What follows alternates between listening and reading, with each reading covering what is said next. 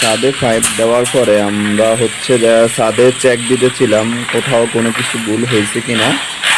তো একটা চেক দিতেছি হাইটা হাইটা এসডি বোর্ড বা হচ্ছে যে ফ্যান বক্সে কোনো ড্রপ বা কোনো সার্কিট সব ঠিকঠাক মতন আছে কিনা। কেন আজকে ঢালাই রেডিমিক্সের ঢালাই, তার জন্য একটু ছাদটা ভালোভাবে দেখে নিচ্ছি যে কোথাও কোনো জিনিসের ভুল আছে কিনা। যেহেতু ঢালাইয়ের পরে আর ঠিক করা যায় না, এজন্য একবার চেক দিয়ে নিচ্ছি যেন কোথাও কোনো ভুল আছে কিনা।